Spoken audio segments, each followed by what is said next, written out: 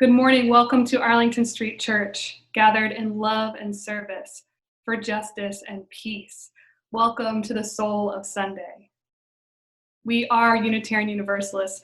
Ours is an historic faith with a progressive theology. We affirm the worth and dignity of every being and that we are all deeply interconnected.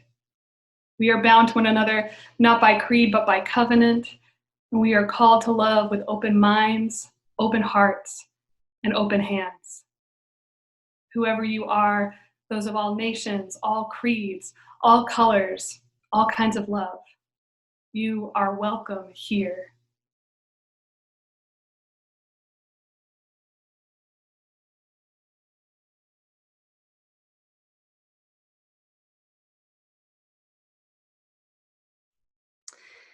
We are excited to have Reverend Erica Roselong as our guest preacher today.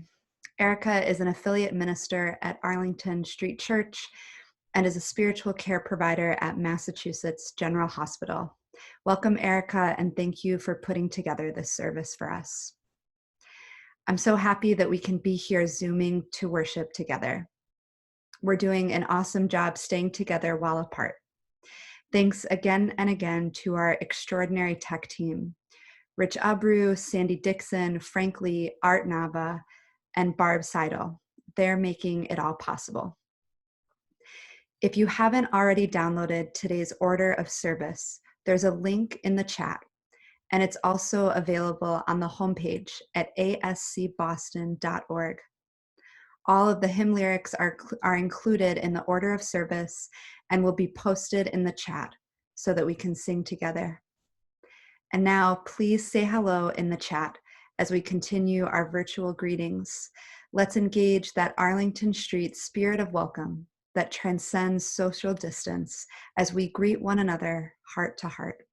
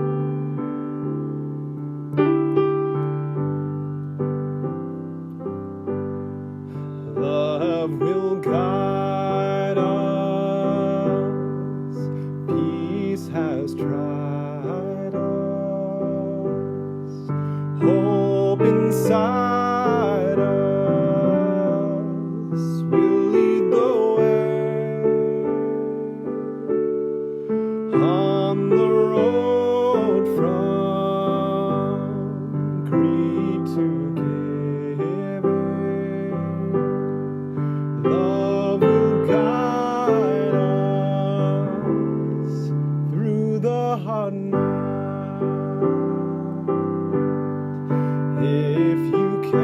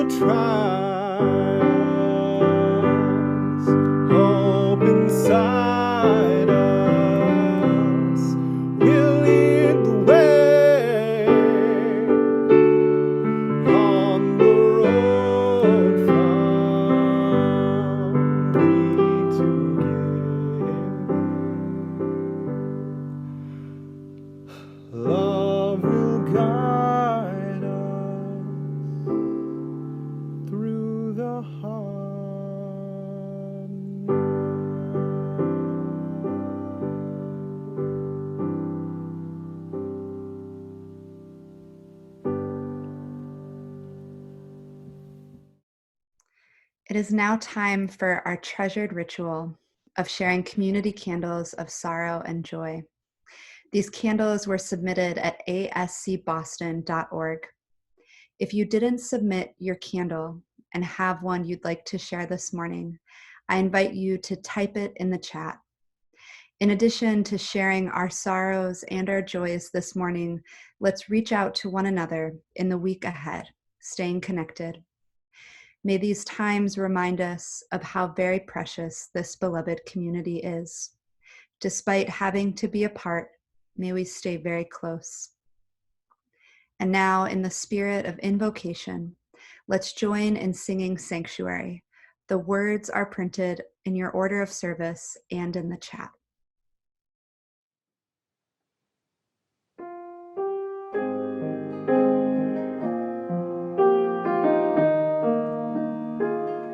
Open my heart to be a sanctuary,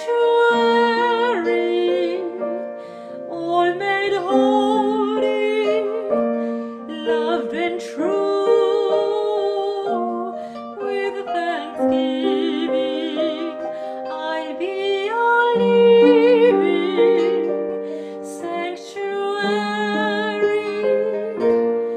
for you.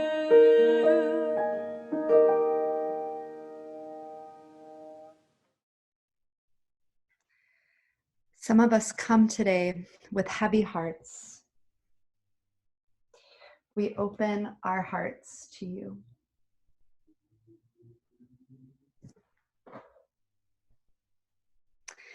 A candle from Sarah Cooleybeck. A candle of concern for Rita Falzerano, who has been in the hospital. Please send healing thoughts for her speedy recovery. A final candle of sorrow at the loss of Michael Suvak Jr. May Michael rest in peace as he left us entirely too soon. With his kind, big heart of gold, Michael discovered a great sense of peace and unity here at Arlington Street that was special, and he was truly grateful. His family could really use some healing prayers, especially his two daughters, who were his entire world, and his brother Eric, who are especially struggling as they try to search for some sense of peace in this tragic loss.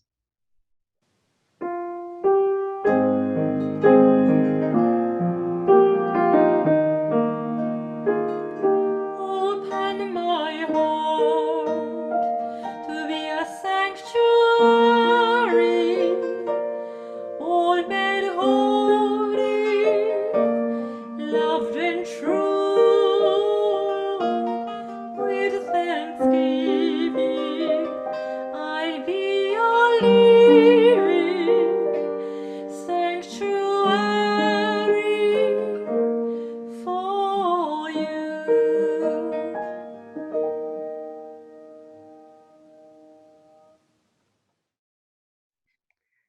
Some of us come today in joy.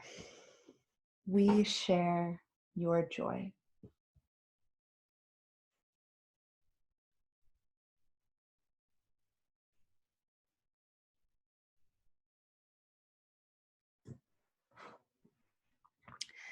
A candle of joy and gratitude from Harriet Ranvig. Gratitude for my son Keeler's healing from a power saw cut to his left arm, and for my recovering from heart issues in the ER this week. A candle of joy from Jonah Buchman. I got a very positive review at work today and am getting a raise. For many years, I was struggling with finding the right fit for work, which impacted my self-esteem, self-worth, and place in the world. It's nice to receive positive reinforcement and feel like I am moving in the right direction, and I'm always grateful to be swimming with you all. A candle of joy from Queen Cheryl. This candle should have gone out last week, but I was painting Jeffrey's office on Friday and lost track of time. I wanted to say thank you all so much for the myriad of birthday cards, Facebook greetings, and wonderfully cacophonous birthday song at Wednesday tea, birthday cake, and above all, the magnificent video birthday celebration at the end of Sunday's service with that other queen and her royal soldiers playing happy birthday on their trumpets. In case you couldn't see through the pride streamers, tears of joy were flowing down my cheeks. I was totally overcome, and even through Zoom, felt the love you were sending. My heart was broken open, but in a beautiful way. I thought 61 was going to be blah, but it turned out to be a week-long celebration and one of the best I've ever had. I am blessed beyond measure to be part of this community, my beloved tribe. With love and gratitude beyond the beyond, Queen Cheryl.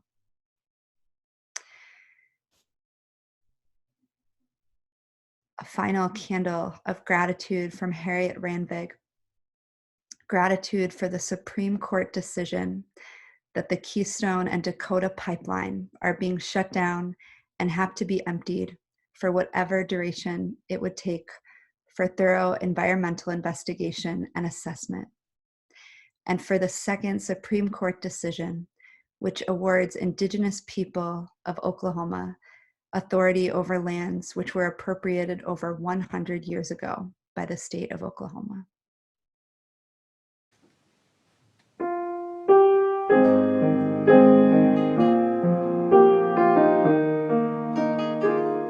Open my heart to be a sanctuary, all made holy, loved and true. With thanksgiving, I'll be a living sanctuary for you. Open my heart to be a sanctuary, all made holy, loved and true. With thanksgiving, I'll be a living sanctuary for you.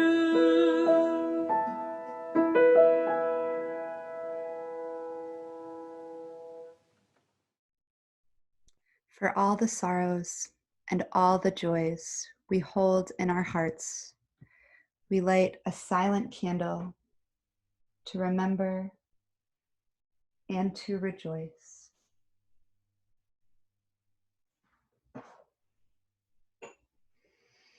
May the peace of our sanctuary enter into our hearts as we share a quiet moment together, breathing our prayers for ourselves, for one another,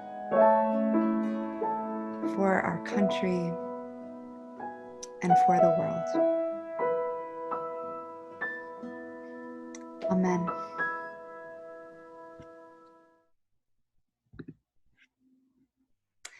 Let's join in saying together the affirmation and covenant of this beloved spiritual community. The words are printed in your order of service and in the chat. Love is the spirit of this congregation, and service is our gift. This is our great covenant, to dwell together in peace, to speak our truths in love, and to help one another. El amor es el espíritu de nuestra congregación, y servicio es nuestro regalo. Esto es a lo que nos comprometemos, convivir en paz, hablar nuestras verdades con amor, y ayudarnos los unos a los otros.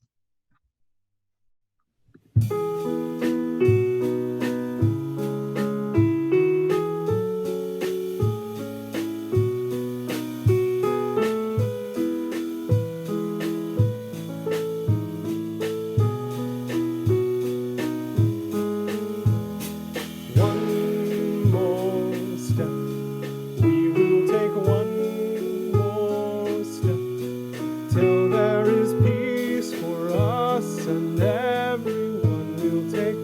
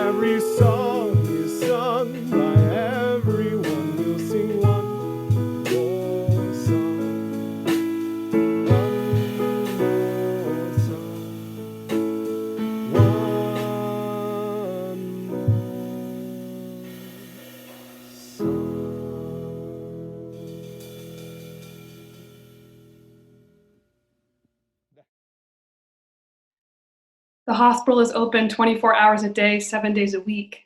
In order to care for patients in the hospital, whether you are a doctor, nurse, social worker, or a chaplain, you have to trust your team because none of us can, with health or integrity, work at the hospital with our patients 24 hours a day, 7 days a week. Early in my residency as a chaplain, I cared for a man who was the same age as me. He'd been in the hospital for many months waiting to see if he would be eligible for a heart transplant. While he was in the hospital, his girlfriend gave birth to a baby. He was too sick to leave the ICU, so his family brought the baby to him. Worried that he would not survive, he asked me if he could marry his girlfriend while he was in the hospital so that their children would receive whatever he had to offer. Before they were able to get married, the young man's heart stopped. The skilled efforts of his doctors and nurses allowed us to temporarily sustain, but not save his life. We were all devastated. I remember standing by his bedside with his parents and feeling like I could not leave. How could I? How could I clock out and head home and eat dinner in a moment like this? I stayed an hour past my shift. My phone buzzed in my pocket as the overnight chaplain called, asking if I was okay and when I would be ready to hand off my duties for the night. I made it back to the office and I told my colleague about my day. He was supportive and kind. He told me to go home, to trust him, that he would care for my patient and his family. They would not be alone. And I knew he was right. I needed to trust someone else to do the work too. I needed to trust that my coworker could show up and care for this young man and his family with love, strength, and faith. I needed to go home and rest, so the next day when my coworker would surely be tired and heartsick, I could come back to work and care for our patients. In moments like this, trust is a life-giving spiritual practice because there is no way to do this work alone. Chinese philosopher Lao Tzu wrote in the Tao Te Ching, "If you do not trust the people, they will become untrustworthy." Writer, social justice facilitator, and healer Adrienne Marie Brown remixes this ancient wisdom, writing, "If you trust the people, they become trustworthy." When I first read this quote from Brown in her book Emergent Strategy, I had a hard time buying into it. There are so many reasons not to trust. I know I'm not alone when I say that many times in my life I have trusted someone and they broke my trust. However, there have also been many times when I have prayed and my prayers were not answered, and I keep praying. The value of spiritual practice is not that it always has the same desired result. Instead, the value of spiritual practice is the individual and collective growth we experience when we engage regularly with something greater than ourselves. Addressing the Plum Village Zen Buddhist community, senior Dharma teacher, Brother Phap Dung, shared this wisdom. Trust is not something that's automatically there. It is a state that can be cultivated. This requires our effort, our training, our ability to not lose ourselves. As Unitarian Universalists, we affirm that we are a part of an interdependent web of existence, something much greater than our individual selves and our congregations. This is a moral imperative that requires our effort, our training, and our vigilance so that we do not lose the beautiful power of our interdependence. When we trust, we believe that there is someone who is capable, honest, and worthy of being in relationship with us. Trust creates and sustains interdependence. When we trust, we free ourselves from believing that we are all alone in this life. Trust is an essential ingredient to love, faith, and community. At this year's Unitarian Universalist General Assembly, the delegates of our denomination voted for its member congregations, that includes us, to find alternatives to policing and to pursue police abolition within Unitarian Universalist justice work. The vote passed with 82% voting yes. Our denominational president, the Reverend Susan Frederick Gray, said these words: "This moment calls us to be prophetic and to imagine a world without policing. Black and Indigenous people and other folks of color have already created alternatives to policing because these structures don't keep them safe. We must follow the lead of these communities and imagine a world that centers collective care, community investment, and restorative justice rather than surveillance, punishment, incarceration, and policing. Since the first call to defund the police, I have witnessed resistance from folks who have privileges that protect them from police violence and incarceration. I've heard people question the phrase defund the police, saying that it's poor branding or too extreme. I think it scares people to think that we could trust one another enough to not need armed police in our streets. In the Harvard Law Review in 2019, Black Lives Matter co-founder Patrisse Cullors writes this: "Abolition is about how we treat each other. It's about how we show up in relationships. Abolition is about how we respond to harm caused and how we respond when we cause harm.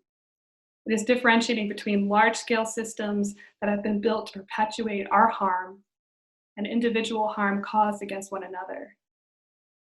We need to be committed to building a culture that is rooted in care, dignity, and accountability."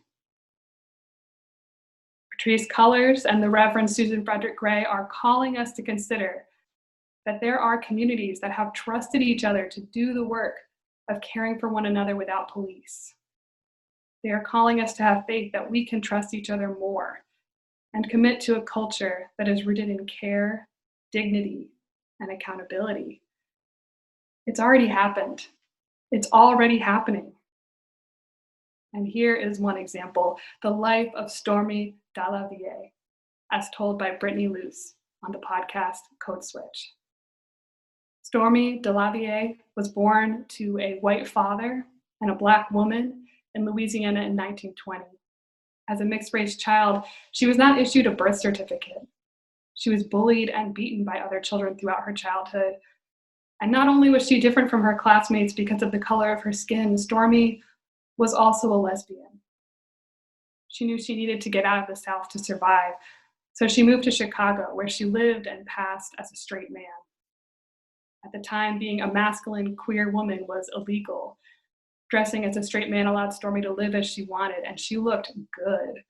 One of her friends said she didn't look like James Dean, but she had the swagger of James Dean. Nobody was bullying Stormy anymore. Chicago also gave Stormy a chance to be a performer and a singer in the look that felt true for her. She wore a long, slim suit and close-cropped blonde hair. Stormy traveled around the country as the MC for the Jewel Box Review, which was billed as an unusual variety show. She dressed as a man, and the rest of the cast members, all men, dressed as women. Stormy was a hit. She was highly regarded.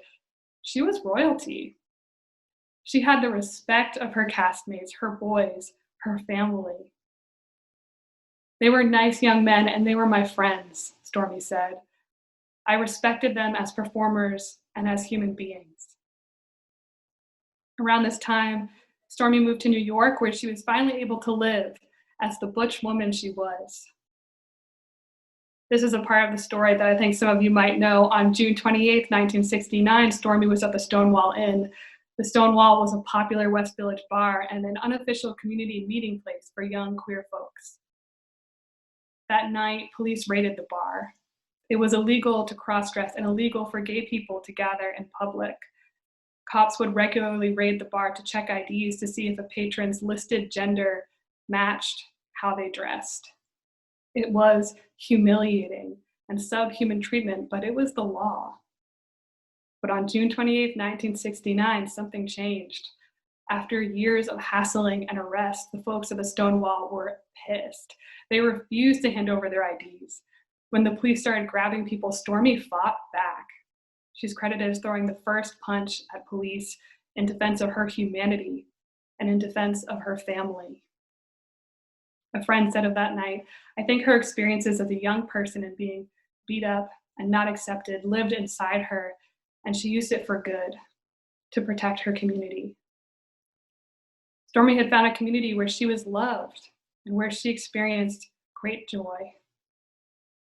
After Stonewall, she wanted to take that feeling of love and protection that she had from her own community and bring it to the streets. She wanted her community to have someone they could trust to keep them safe from police and from anyone else who might try to hurt them. Stormy became a bodyguard During the day, she would protect rich New York families, and at night, she watched the door of gay and lesbian bars. Stormy continued to protect the Manhattan gay bar scene for over 30 years. She laid down that law, not the law of the land, but a law of dignity and respect. She was known as the cowboy of the West Village, calling out anyone who tried to mess with her people. "Don't you mess with my baby girl," she said. "Trust me, you want to keep walking." And her community trusted her. In 1985, Stormy met Lisa Canestrasi when they were both working at the Cubby Hole. Despite the 44-year age gap, they forged a fast friendship. Lisa opened her own bar, the Henrietta Hudson, where Stormy worked the door until her late 70s. When she retired, Lisa decided to keep paying her. Lisa says she deserved it. She was my friend. I do a lot of fundraising, and I thought there's nothing wrong with, instead of fundraising for an organization, directly giving money to someone who is amazing and who has done so much for this community. Stormy kept coming to the bar until about 2010. She was getting older, she was staying closer to home, and one day Stormy fell and broke a bone. Since she had no living blood relatives, she came under the care of the state of New York. Lisa and another friend of Stormy's met with lawyers, and they became Stormy's legal guardians. They put her up in what Lisa called the Cadillac of nursing homes. The people who worked there were loving, and they knew Stormy's story. After all those years of fighting, she was safe and comfortable, taken care of the way she had taken care of so many others. Stormy's life was hard. From the day she was born, she was labeled illegitimate. It could have made her bitter, but instead she had given out so much love in her life, and it all came back to comfort her. I love Stormy's story because it reminds me that it's possible for us to trust one another. It's possible to trust that we can be accepted as we are. It's possible to trust one another to keep us safe, especially when the laws and the law enforcement of our nation fall short. And it's possible for us to care for one another beyond the oppressive structures of our society. We can share the work, and we can get it done. Every day is a new opportunity to engage with a life-giving spiritual practice of trust. Every day, a new opportunity to be trustworthy. In order to move forward, we need to trust one another. We need trust to stop the spread of COVID-19. We need trust to move forward in dismantling racism, homophobia, and transphobia. We need to trust one another to survive. Although we may be afraid, we still need to trust. Trust others to do the work with you. Trust that someone will care for you and protect you. Trust that there is something greater than yourself, greater than your fears, that is at work in the world today. Trust that your voice and your actions and your life can be a part of that greater thing. Trust that you can be trustworthy. It's not going to be easy, but trust me, it will be worth it.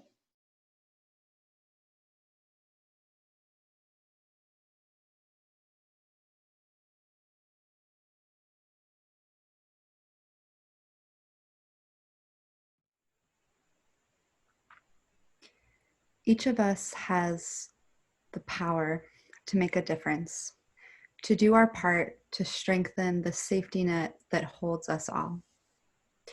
Your generous enthusiasm and support for everything Arlington Street is doing to uplift and uphold us, keep us strong and connected, is deeply appreciated. All of us opening our virtual wallets and giving our hearts continues to make it possible for us to thrive in these difficult days. Each week we fill the virtual collection plate, and the generosity of this beloved spiritual community never ceases to amaze us. We know these times are hard, and they are affecting each of us differently. As we continue to live through this pandemic, we are reminded that community is a place to hold each other when we can, and to be held by each other when we need support. If this is a time when you can give, please take a moment now to text the word give, G-I-V-E, to 617-300-0509. Scan the QR code in the order of service or click on the yellow donate button on the bottom right of the homepage at ascboston.org. Here's that number again, 617-300-0509. Thank you for your generosity. After you make your gift to sustain our beloved community, please continue to share in the chat what inspires you during these difficult days.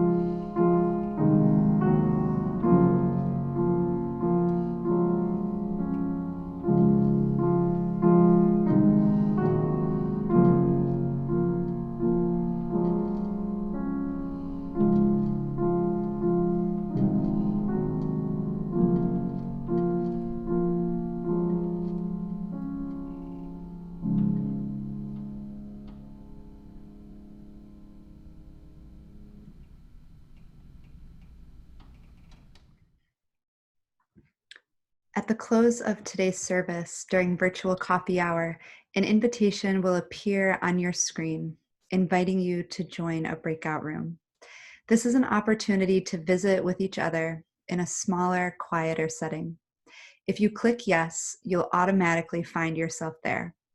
You can just say hello, or you might want to share a thorn and a rose from this past week, what's hard and what's good. Please be sure to leave time for everyone to speak. I'll try to get around to each breakout room. After a few minutes, you'll be invited back from your breakout room to say goodbye to everyone. There are so many great moments of connection happening this week in the Arlington Zoom room. Thank you to all who are serving as the hosts this summer to keep these programs going. A full list of events and link to the Zoom rooms can be found at ascboston.org. Whether you have been a part of our community for decades or whether today is your first service with us, all are welcome at any of our events. Reverend Kim and Reverend Beth invite you to join them for iced tea in the Arlington Street Zoom room this coming Wednesday at 5 o'clock. Bring your own tea. And I'll look forward to seeing you here next Sunday morning when we will have Reverend Joanna Lubkin preaching her sermon, The Art of Sabbath. Remember, my friends, love is the spirit of this congregation, and we are all in this together.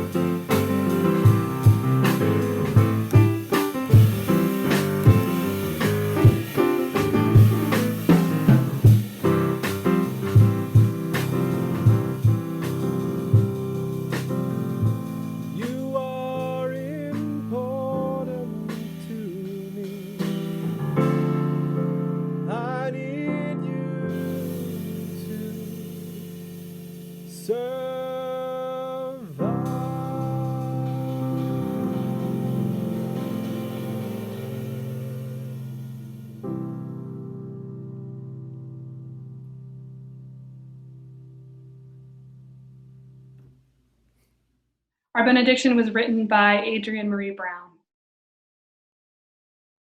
Trust the people who move towards you and already feel like home. Trust the people to let you rest. Trust the people to do everything better than you could have imagined. Trust the people and they become trustworthy. Trust that the people are doing their work to trust themselves. Trust that each breach of trust can deepen trust or clarify boundaries. Trust the people who see and hold your heart. Trust the people who listen to the wails.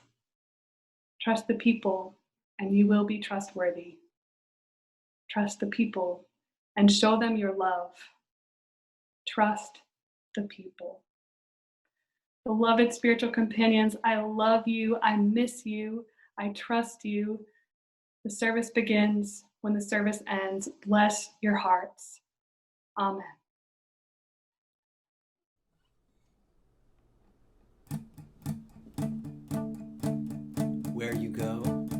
Where you go, I will go, beloved. Where you go, I will go. Where you go, I will go, beloved. Where you go, I will go. For your people are my people. Your people are mine. Your people are my people. You're divine, my divine. Where you go, I will go, beloved. Where you go, I will go. Where you go, I will go, beloved. Where you go, I will go. For your people are my people. Your people are mine. Your people are my people. You're divine, my divine.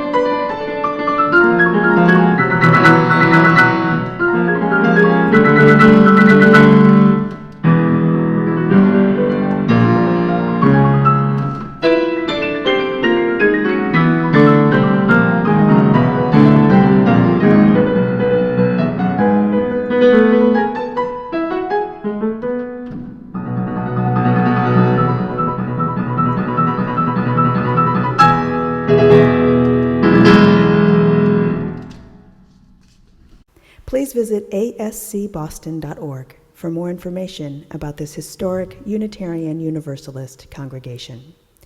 Arlington Street Church, gathered in love and service for justice and peace.